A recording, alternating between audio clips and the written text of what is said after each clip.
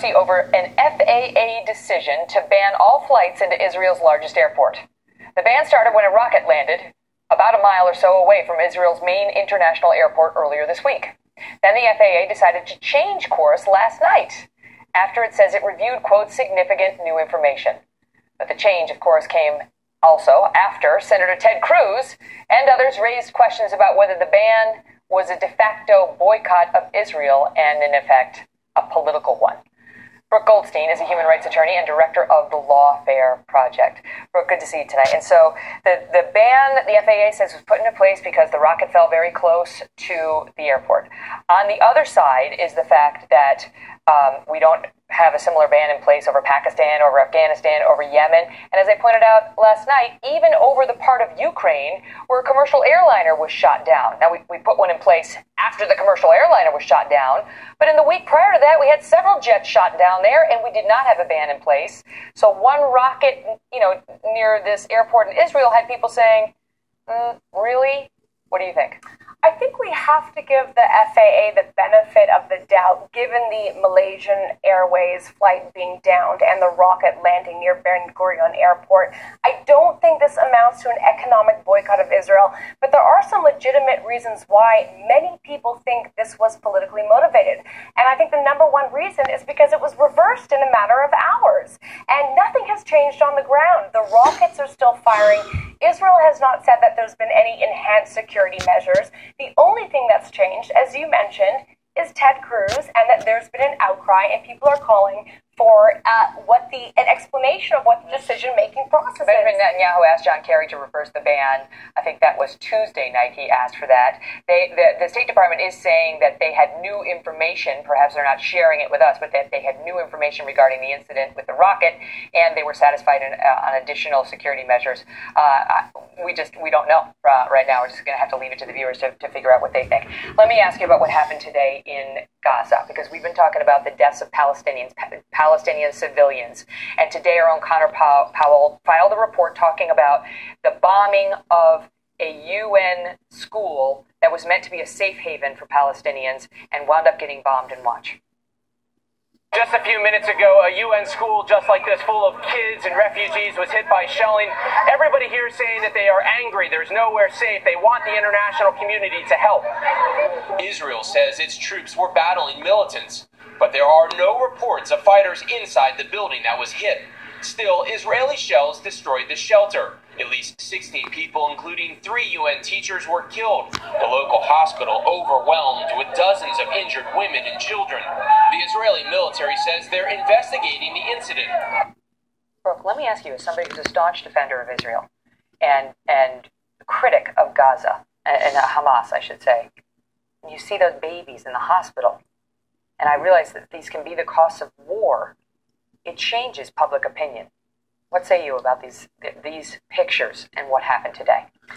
It is terrible that there are civilian casualties in Gaza. My heart goes out to the people in Gaza who are being used as human shields by a designated terrorist group whose policy, whose modus operandi is to use babies and women and innocent men as human shields. In fact, there are reports now coming from IDF soldiers talking to third parties on the ground that Hamas terrorists are running through the streets with infants in their arms shooting at IDF soldiers because they know that pictures of dead children are horrific and they will be paraded and the media will take them and they're not going to question as to how these children have died, but they're going to implicate and use them to vilify Israel, even though Israel is doing everything that it can to minimize civilian casualties. And in terms of UNRWA, the United Nations Relief Works Agency, which is the arm of the United Nations that's tasked with providing aid and education in the West Bank, for years has been hiring teachers off the Hamas payroll,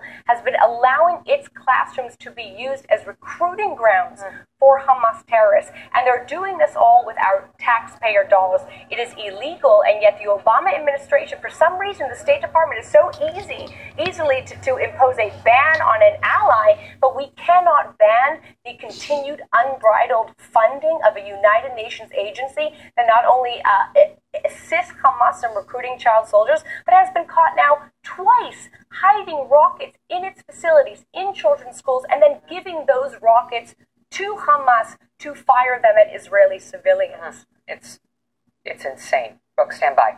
As Brooke just mentioned, while Israel takes heat over that shelling of the school today, a growing number of media outlets are starting to look at how Hamas does use civilians as human shields and has been storing weapons in schools like the ones the Israeli went after earlier. Anna Balzer is the national organizer for the U.S. campaign to end the Israeli occupation and author of Witness in Palestine, a Jewish American woman in the occupied territories. Anna, thank you for being here. And so, no question, what happened today was horrific, and those pictures are terrible. But you heard the defense that Hamas places children regularly in harm's way. There is no excuse, Megan, for bombing safe houses, schools full of men, women, and children. These are people like you and me. 800 Palestinians, roughly 800 Palestinians killed with U.S. weapons. We are implicated in this. There is no excuse. What do you make of the fact that, Hamas, it's clear that they use civilians as human shields, that they do try to disguise weapons as babies, that unlike Israel that tries to give notice before it bombs, anything, including a civilian potential area, Hamas actually takes civilians, tells them to stay when the bombs are coming. Megan, there's actually no evidence that Hamas has used Palestinian human shields as defined by international law. But if you would like to talk about human shields, Israel routinely uses Palestinian human shields. I've witnessed it with my own two eyes.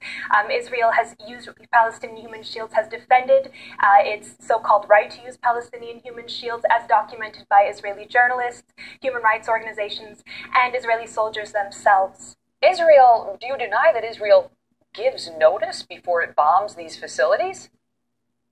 If Hamas were to drop leaflets over Tel Aviv saying that unless people evacuated their houses quickly, they would be, bombed to smithereens, would we congratulate Hamas on their humanitarianism?